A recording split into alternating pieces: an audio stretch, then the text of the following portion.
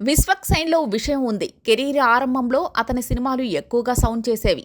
అతని మాటలు అంత ఎక్కువగా వినిపించేవి కావు. వివాదాలు అనేవి మనోడికి కెరీర్ ఆరంభం నుంచే ఉన్నాయి. అయితే ఈ మధ్య మాత్రం విశ్వక్ సినిమాల కంటే అతని చేష్టలు, మాటలే ఎక్కువగా వైరల్ అవుతున్నాయి.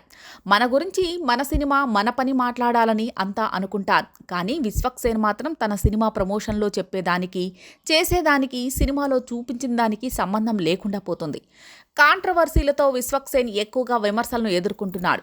ఇక ప్రమోషన్లో జర్నలిస్టుల పేరు మీద వచ్చే కొంతమంది వ్యక్తులు, యూట్యూబర్లు తమ మొహాలు కనిపిస్తాయి, వైరల్ అవుతాం, ఫేమస్ అయిపోతాం అనే యావలో పిచ్చి పిచ్చి ప్రశ్నలు వేస్తున్నారు. ఈ సోషల్ మీడియా యుగంలో ఎవరి గోల వారిదే, ఎవరి బ్రాండ్ వారిదే అన్నట్టుగా ఫేమస్ అవుదామని ఇలాంటి పిచ్చి చేష్టల్ని చేస్తున్నారు. ఇక మీడియా ప్రమోషన్స్ అంటూ కొంతమంది వేసే ప్రశ్నలు చాలా నీచంగా, ఇబ్బందికరంగా ఉంటాయి. ప్రశ్నలే అలా ఉన్నాయంటే విశ్వక్ సేన్ వంటి వారు వాటికి సమాధానాలు ఇచ్చి మరింత చర్చలకు దారితీస్తుంటారు. వాడెవడో అడగడం సరే, నువ్వు చెప్పడం సరే అంటూ విశ్వక్ సేన్ మీద ఇప్పుడు నెటిజన్లు మండిపడుతున్నారు. లైలా ప్రమోషన్లో భాగంగా విశ్వక్ సేన్కు ఎదురైన కొన్ని పిచ్చి ప్రశ్నలు, వాటికి చెప్పిన సమాధానాలు ఇప్పుడు వివాదానికి దారితీస్తున్నాయి.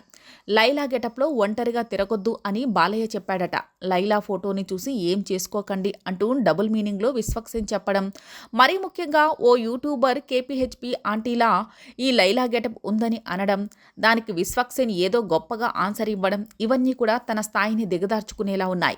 అడిగిన వాటికి బుద్ధి లేదు అంటే సమాధానం చెప్పేవాడికైనా ఉండాలి కదా అని నెటిజన్లు ఫైర్ అవుతున్నారు.